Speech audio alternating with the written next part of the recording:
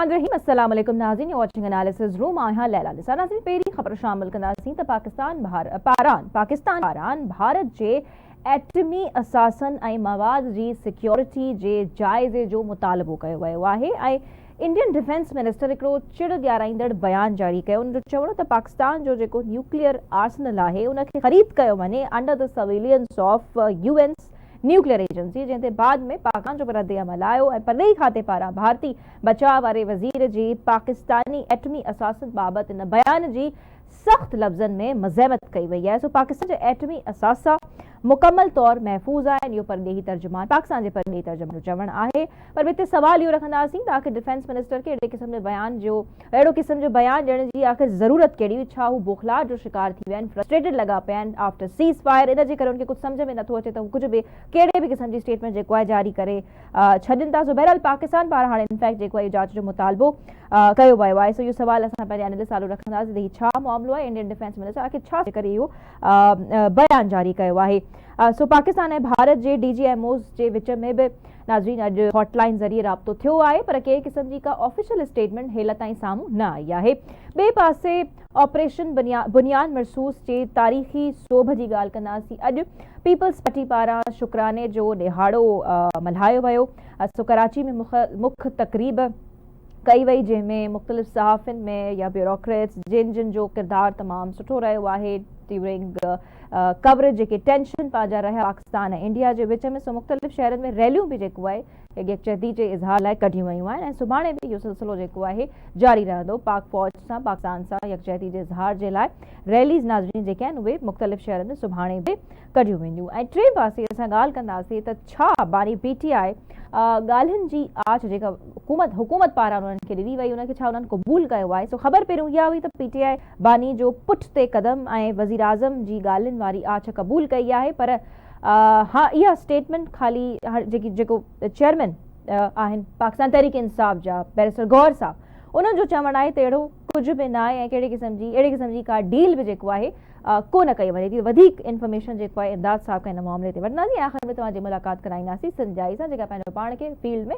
भरपूर नमूने सां मराए रही आहे। सो मूंखे हिन जॉइन कयो आहे सीनियर साहब तजिया निगार इमदाद सुमरो साहब। इमदाद साहब अस्सलाम वालेकुम, वेलकम टू द शो। इमदाद साहब, सभ खां पहिरीं स्टार्टिंग ज़ाहिर आहे इन टॉपिक खां वठंदासीं त Indian defence minister seize fire खां बाद में इंडिया जी हर चाहे उहे हुजे इंडिया जो प्राइम मिनिस्टर या उनजा ॿिया मिनिस्टर्स हुजनि, हुननि जी ज़बान में वरी हिकिड़ी बोखलाहट नज़र अचे पई, फ्रस्ट्रेशन नज़र अचे पई। ही इंडियन डिफेंस मिनिस्टर जो बयान उनखे तव्हां कीअं ॾिसो पिया, जंहिंजे नतीजे में पाकिस्तान में भरपूर जवाबु ॾिनो आहे? छा चवंदा इमदाद साहब?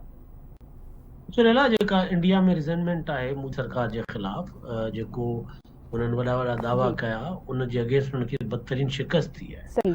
उनजे करे हू हुते पंहिंजे जेको इंतिहा पसंद हिकिड़ी सोच आहे हाणे मोदीअ खे गिड़काइण लाइ वधे थी पई अॻिते, उन सोच खे थोरो धो करण लाइ इन क़िस्म जी जेका आहे हू स्टेटमेंट्स ॾियनि पिया। जीअं मोदी पंहिंजो आदमपुर एयरबेस ते विया, उन खां सवाइ हीअ जेको राजनाथ सिंह जेको उन खां अॻु में उन्हनि पंहिंजो लखनऊ हिकिड़ो पंहिंजो नई हिकिड़ी जेको आहे हथियारनि जी फैक्ट्री जो इफ़्तिताह कयो, क़िस्म जूं शयूं। ऐं उन्हनि चयो भई हाणे त मुस्तक़बिल में इंडिया जा हथियार दुनिया में हलंदा। हाणे हुननि वरी नओं जेको शोशो छॾियो आहे त पाकिस्तान, छाकाणि त असांखे धमकी ॾिनी पए जंग जी सूरत में एटमी हमला करण जी, उनजे करे पाकिस्तान हिकिड़ो गैर महफ़ूज़ ऐं गैर ज़िम्मेदार मुल्क आहे ऐं उन्हनि जो एटमी असासा जेके आहिनि उहे आलमी एजेंसी जेका आहे IAEA उहा उनखे पंहिंजे कंट्रोल में कब्ज़े में वठे। तॾहिं त जेको पाकिस्तान जी अॼु वज़ारत पंहिंजो ख़ारजा जे तरफ़ां जेका स्टेटमेंट ॾिनी आहे उहा वॾी इम्पोर्टेंट। उन्हनि इहा साॻी डिमांड कई आहे त जेको आलमी एजेंसी आहे उहा वञी जाइज़ो वठे इंडियन एटमी असासन जो, त उहे महफ़ूज़ आहिनि हिन वक़्त ताईं कंहिंजे हथ चढ़ी विया आहिनि। छाकाणि त हुनमें हुननि मुख़्तलिफ़ वाक़िआ ॿुधाया आहिनि। हिकिड़ो शहर आहे देहरादून, उनमें 5 माण्हुनि खां एटमी मवाद कब्ज़े में वियो, उन्हनि खां बरामद थियो। गुज़िरियल साल भारत में $100 मिलियन जी ताबकारी मवाद जेको आहे कैलिफोर्नियम जेको आहे उहो बरामद थियो। 2021 में भारत में ताबकारी मवाद जी चोरी जो 3 वाक़िआ रिपोर्ट थिया। तो इन क़िस्म जा वाक़िआत भारत में थींदा रहनि था पिया। ऐं अवां ॾिसंदा हूंदव हर ॿी टी फिल्म जेका ठहंदी आहे उनमें हिकिड़ो ॾेखारियो वेंदो आहे बाबा भारत जी जेका एटमी सलाहियत आहे उहा महफ़ूज़ कोन्हे। इंडियन मूवीज़ बज़ाते ख़ुदि उहा महफ़ूज़ कोन्हे, उहा के दहशतगर्द गिरोह जे चढ़ी वई आहे, पोइ कॾहिं बम्बई खे तबाह पियो करे करे वो तो हाणे बि कान फिल्म ठाहिण जी ज़रूर तयारी करे रहिया हूंदा। सो ही बुनियादी तौर ते जेको आहे उन्हनि खे जेका शिकस्त थी आहे बदतरीन, उन जो जेको ज़ख़्म ते चटण लाइ जेको आहे, या जेका मकमेंदी आहे गंद किचिरे ते पोइ मथो फिटींदी आहे, पंहिंजो परणदी आहे पंहिंजे मथे ते, सो उन खां सवाइ ॿी का शइ कोन्हे। ऐं जेको हिकिड़ी शइ चई वई त भई पाकिस्तान जा जेके एटमी पंहिंजो असासन ते हमिलो थियो त ताबकारी मवाद निकिरे थो पियो, त IAEA चयो आहे त पाकिस्तान जा एटमी असासा मुकमल तौर ते महफ़ूज़ आहिनि, मथां अहिड़ो को हमलो कोन थियो आहे। सो ही पंहिंजे माण्हुनि खे बेवकूफ़ था कनि, उन खां सवाइ ॿी शइ कोन्हे। ऐं आलमी दुनिया जेका हुनजी ॻाल्हि ते गौर करण त भारत में छा के अहिड़ा चोरी जा वाक़िया या अहिड़ो कुझु थियो आहे त एटमी मवाद चोरी थियण जा के इंकशाफ थिया आहिनि, उनजो मुतालबो, उनजो नोटिस जेको आहे वरितो वञे, मुतालबो अॼु बि थियो आहे पाकिस्तान पारां? बिल्कुलु, जेको असांजो तर्जुमान आहे वज़ारत ख़ारिजा जो, उन्हनि ते वाक़िया कोट कया आहिनि, ऐं इहे वाक़िया जेके आहिनि को असां कोन को घड़िया आहिनि, इहे इंडिया में पाण रिपोर्ट थिया आहिनि ऐं उन्हनि ते केस बि हलिया आहिनि जिन समुननि वाक़ियनि ते। त एटमी असासा जेके आहिनि चोरी थियण जूं ख़बरूं जेके साम्हूं आयूं आहिनि, इहा वॾी ॻाल्हि। बिल्कुलु बिल्कुलु ठीकु आहे। हिते कोई असीं ब्रेक वठंदासीं इमदाद साहब, ऐं ब्रेक खां कोई बाद में असां हाज़िर थियूं। वेलकम बैक नाज़रीन, असां सां हिन वक़्तु मौजूद आहे डॉक्टर नादिया, जो तालुक़ इल्म, अदब ऐं समाजियात जे शोबे सां आहे। उहे इन फील्ड में पंहिंजो नालो भरपूर तरीक़े सां मञियूं आहिनि।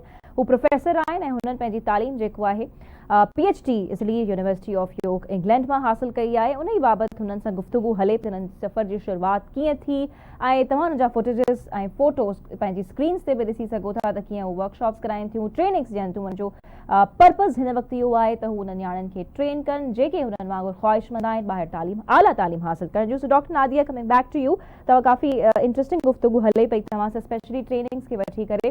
सो हाणे मूंखे थोरो इहो ॿुधाइजो, यू आर PhD नाउ, तव्हां हिकु प्रोफेसर आहियो, पर ज़ाहिर आहे माण्हू पहिरियों BS थिए थी, मास्टर्स थिए, MPhil थिए थी, वॾो हिकिड़ो डिघो सफ़र आहे, ऐं अक्सर करे चवंदा आहिनि तूं पीअंदी त सॼी उमिरि गुज़री वेंदी। इहे अहिड़ा क़िस्म जा जुमिला असांखे न ॿुधण में ईंदा आहिनि, त उन्हनि खे तव्हां छा नौजवाननि खे चवणु चाहियो था? यानी क्वालिफिकेशन्स हू वठंदा रहनि, डिग्रीज़ वठंदा रहनि, पर के नौजवान मायूस बि थी वञनि था, त उन्हनि जे लाइ तव्हां या पंहिंजे सफ़र खे मद्देनज़र रखंदे छा चवंदा तव्हां उन्हनि नौजवाननि खे? पहिरियों त असांखे ॾिसणु खपे त my PhD is important for U. मां PhD इन करे कई बि सब्जेक्ट लर्न, ऐं मां नथी सम्झां त हर माण्हू चाहींदो त एतिरो PhD में तव्हांजी परफॉर्म करे एनर्जी वञे थी, टाइम वञे थो, रिसोर्सिस वञनि। अगरि तव्हांखे शौक़ु आहे पढ़ण जो, लर्न करण जो, रिसर्च जो शौक़ु आहे, कंहिं में अचण जो शौक़ु आहे, and you want to pursue your career in that, तव्हांखे ज़रूरु PhD करणु। अनफॉर्चुनेटली असां वटि पाकिस्तान में हिकिड़ो इलाही ट्रिब्यूट प्रोसेस आहे न, ॿाहिरि जे मुल्कनि में ईअं न हूंदो आहे। ये ॾाढी इंपॉर्टेंट ॻाल्हि कई, छो त हिते ॿार MPhils कनि था त हू त फासी वञनि, पर हुनजी MPhil ख़तम ई कोन थी पई, ईअं आहे या न? MPhil जो त को कॉन्सेप्ट ई न हूंदो आहे, जेकॾहिं ग़लति नथी चवां त। जी, हुते मास्टर्स बाय रिसर्च हूंदो आहे, दैट इज फॉर 1 ईयर, ऐं उनको PhD मैक्सिमम तव्हांजी हुते 3 to 4 इयर्स जी हूंदी आहे, तो वधीक न हूंदी आहे। पंहिंजी जेका PhD 3.5 साल की, पर हिते ॿारनि वटि पाकिस्तान में जेको आहे प्रोसेस जेको आहे 6 इयर्स 7 इयर्स एवरेज प्रोसेस आहे, हिनमें जो तव्हांजो प्राइम टाइम आहे न तव्हांजी लाइफ जो हलियो वञे, उन खां पोइ एडमिनिस्ट्रेटिवली तमामु घणी ॾुखियाई अचनि थियूं जेको डिस्करेज करनि थियूं ॿारनि खे। सो इन शयुनि खे मद्देनज़र रखंदे तव्हांखे अगरि लॻे थो त करियर तव्हांखे परसू एकेडमिया में करिणो आहे या कहिड़ो रिसर्च में करिणो आहे त तव्हां PhD कयो, अदरवाइज इलाही सारी ॿियूं फील्ड्स आहिनि मास्टर्स करे। डॉक्टर नादिया, तव्हां छो मतिलबु हिते छा कारण हुजनि था असांजा एडमिनिस्ट्रेटिव प्रोसीजर्स एतिरा ॾुखिया छो हुजनि था? अक्सर करे नौजवान जेके वरी MPhil मुकमल नथा करे सघनि ऐं ड्रॉप आउट थी वञनि था, विच में छॾे ॾियनि था, त इहे कहिड़ा कारण हुजनि था? या जेकॾहिं एडमिनिस्ट्रेटिव प्रोसीजर में का कमी कोताही खोट थिए पई त उनजा बि आख़िर कारण छा हुजनि था, या उन्हनि खे यूनिवर्सिटीज़ फिक्स करण जी कोशिशि छो नथियूं कनि? यूनिवर्सिटीज़ कनि थियूं कोशिशि, पर एक्चुअली हिकु त ॻाल्हि ॿारनि जी बि त सीरियस ॿार असां वटि बि घटि ईंदा आहिनि। अगरि असां वटि फॉर एग्जाम्पल 100 ॿार चवंदा हार्डली कोई 10 या 12 हूंदा ॿार अहिड़ा जेको सीरियसली परसू करणु चाहींदा आहिनि PhD खे, बाक़ी कोर्स वर्क करे घणो डिसअपियर थी वेंदा आहिनि, पंहिंजे करियर में लॻी वेंदा आहिनि। Then we come to administrative things, त उनमें बि असां वटि जेको आहे न स्टेप बाय स्टेप शयूं असांखे पाण परसू करणो थो पए। ॿाहिरि मुल्कनि में ईअं न आहे, उते सॼो सिस्टम तव्हांखे फेवर करे थो। असल में ॻाल्हि इहा आहे त ॿाहिरि एजुकेशन जी हिकिड़ी इंडस्ट्री ठही वई आहे, ऐं उहो that is more like U bring more people, you get more money. त हुन लाइ हू चवंदा आहिनि जल्दी हिननि खे फारिग कयो, वापसि अचनि, वरी ॿिया अचनि, त असांखे बि थोरो अगरि हिन तरीक़े सां कमु करणो पवंदो पंहिंजी एजुकेशन खे ग्रो करण लाइ, जीअं असां रेवेन्यू बि सुठो घटि थिए ऐं असांजे ॿारनि खे बि तकलीफ़ न अचे। सही सही। अच्छा, अक्सर करे असां इहो बि ॾिठो आहे त जेके ॿार एम.फिल अंदरि मास्टर्स करे वेंदा आहिनि गॾोगॾु पंहिंजूं जॉब्स बि करे रहिया हूंदा आहिनि, त तव्हां उन्हनि स्टूडेंट्स खे छा सलाह ॾींदव त छा इहे करणु घुरिजे तालीम सां गॾु नौकिरी, या जेकॾहिं तालीम हासिल करणी आहे, हिकिड़ो गोल आहे PhD ताईं पुॼणो आहे, त तव्हांखे उहे कंटिन्यूअसली जेको आहे पढ़ाई ते ई फोकस रहणु घुरिजे, उन सां गॾु नौकिरी ऐं पैसा कमाइण वारी शइ जेको आहे तमामु घणो एज़ अ डिस्ट्रैक्शन कमु करे पई। ॾिसो लैला, रिसर्च स्टडी तव्हां करे सघो, तव्हां 9 to 5 तव्हांजी जॉब आहे, तव्हांखे PhD जो प्रोसेस करणो आहे, U can do it after 5 o'clock। तव्हां अहिड़ा बि आहिनि जेको राति जो बि वेही करे कमु कंदा आहिनि। So I think there is no hard. तव्हां सां गॾु हाणे इहो थी वियो आहे, ॾिसो असांजी लेक्चरशिप बि तव्हांखे सिंपल मास्टर्स से नथी मिले। If U have an MPhil U will get masters degree. 18 years of education जेका आहे मैंडेटरी थी वई आहे लेक्चरशिप लाइ यूनिवर्सिटी, त हुनजे लाइ हाणे एम.फिल जी डिमांड वधी वई आहे। अहिड़ा माण्हू पाकिस्तान में जेके नौकिरी बि करणी आहे, घर बि हलाइणो आहे, एम.फिल बि गॾो गॾु वठणी आहे, त नेचुरली उन्हनि खे ॿई शयूं गॾु करणी पवंदियूं। And I think if U can manage U can do it. Okay okay, ठीकु आहे। अच्छा, अक्सर करे असां इहो बि ॾिठो आहे डॉक्टर नादिया त जेके असांजूं PhD वुमेन आहिनि, प्रोफेसर्स, फीमेल प्रोफेसर्स, उहे कंहिं पोज़ीशन ऑफ पावर ते वेठल कोन नज़र ईंदियूं आहिनि। Why is that so? ऐं तव्हांजो डिस्क्रिमिनेशन ते ऐं जेंडर स्टडीज़ ते तमामु घणो कम बि थियल आहे, असां चाहींदासीं त तव्हां इन शइ जो जवाबु ॾियो। तव्हां अकेडमिया जी स्पेसिफिकली ॻाल्हि कयो था या ऑल ओवर पब्लिक सेक्टर जी ॻाल्हि कयो? ओवरऑल असां हिकिड़ो जनरल सवाल तव्हां खां थियो आहे, तव्हां जंहिं बि सेक्टर में ॾिसो त उते फीमेल्स जेके इनके मां अगर कॉन्सेप्चुअलाइज कयां त दैट बिकम्स पब्लिक पैट्रियार्की, जंहिंमें जेको डोमिनेट कनि था वट कनि था ऐं उन्हनि जे लाइ इलाही नेहरू कन्फाइन जेको तव्हांखे मिलनि था, जिते उहो मथे पहुचण लाइ तमामु घणी स्ट्रगल कनि। ॾिसो, हिकिड़ी हक़ीक़त आहे असांजी हिकिड़ी मेल डोमिनेटेड सोसाइटी में मर्दनि जा नेटवर्क्स तमामु घणा स्ट्रॉन्ग आहिनि। औरत खे अॻिते वञण लाइ तमामु घणी प्रोटेक्शन जी ज़रूरत आहे। सेकेंडली हुनजा जेको जेंडर रूल्स आहिनि न, त घर बि उनखे हलाइणो आहे, उनखे ॿाहिरि जेको आहे नौकिरी बि करणी आहे, ॿिनि में उहा I mean she can't be a super women, let's be honest about it. त जॾहिं हू घर खे टाइम ॾींदी त नेचुरली जॉब लाइ उनखे टाइम घटि मिलंदो। मर्दनि में इहो हूंदो आहे त उन्हनि खे घर औरत संभाली आहे, ॿार उन्हनि खे they get full time to pay attention to their jobs. This is the main barrier. अगर असां औरतुनि खे घर में सपोर्ट ॾियूं त why not, I mean they can reach to top level as well. True सही ठीकु।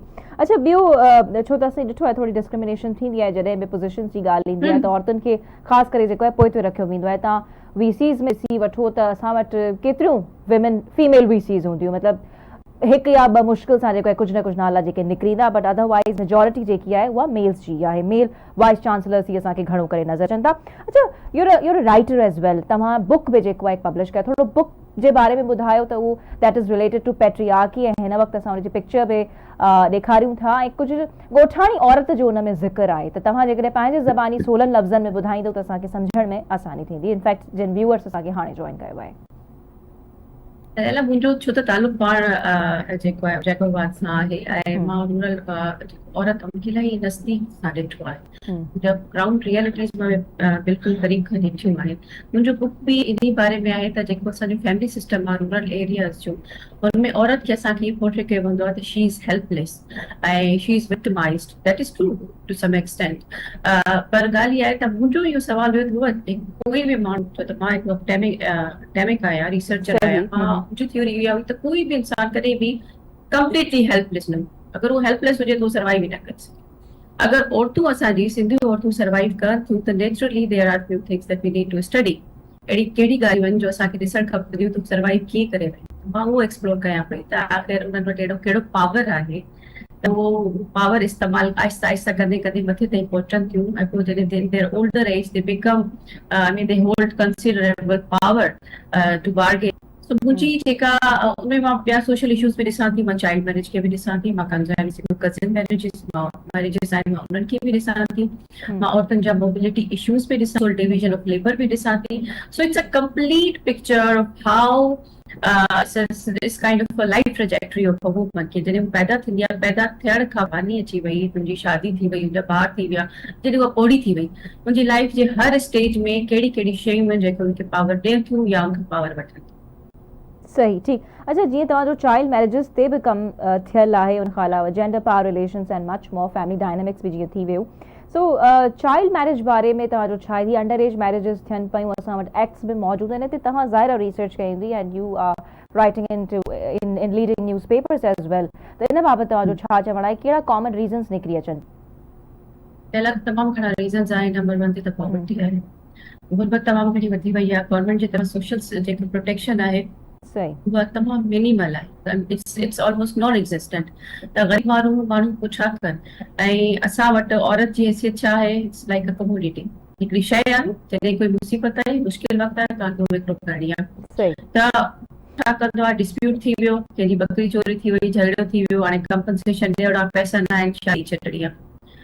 सो उनखां अलावा असांजी जेके कज़न थियनि थियूं, त हुनमें बि जेका कज़न मैरिजिस में बि जेका आहे न, चाइल्ड मैरिज जी तादाद तमामु घणी आहे। त जॾहिं तव्हां वटि अवेलेबिलिटी ऑफ ग्रूम आहे, अवेलेबिलिटी ऑफ ब्राइड आहे, ॿार मौजूदु आहिनि घर में, त पेरेंट्स चवंदा भई सूनर इज़ बेटर, जल्दी हिन जी शादी कयो, असांखे पंहिंजा तालुकात बि बहितर रखणा आहिनि, अॻिते हली करे असांखे पंहिंजे ॿाहिरनि सां बि निभाइणी आहे। So I mean it's a very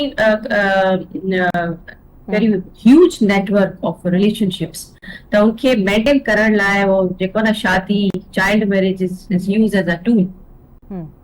ठीक। अच्छा, छा तव्हां नंढे हूंदे खां ई क्लियर हुयो त तव्हांखे इन्हनि टॉपिक्स ते कमु करणो आहे, PhD तरफ़ वधणो आहे? थोरो इहो बि असांखे ॿुधायो, छो त ही जिन टॉपिक्स ते तव्हां कमु कयो था, ज़ाहिर आहे जो तालुक़ समाजियात सां, समाजी इशूज़ आहिनि, इहो कॾहिं तव्हांखे रियलाइज़ थियो त you have to work on these?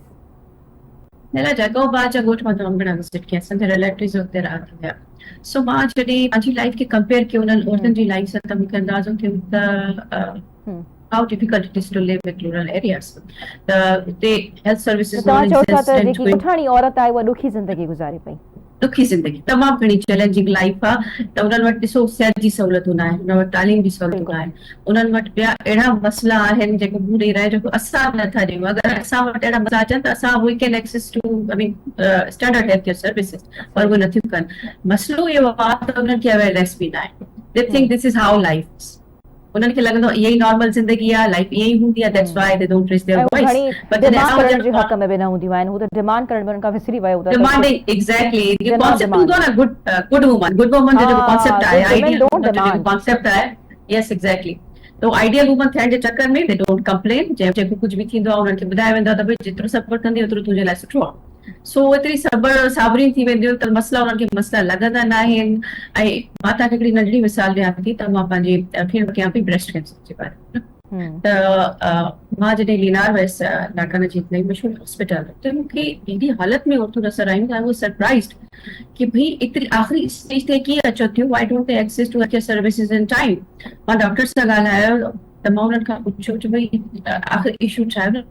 त उन्हनि खे एतिरो ऑपरेस कयो वञे थो त तव्हां वटि अगरि कोई मसइलो आहे चवनि था बर्दाश्त कयो, सूर आहे त बर्दाश्त कयो, जॾहिं उहा तकलीफ़ अनबियरेबल थी वञे थी, वायूं रड़ियूं थी करे, त पोइ उनखे डॉक्टर ॾे वठी वञे। It's too late.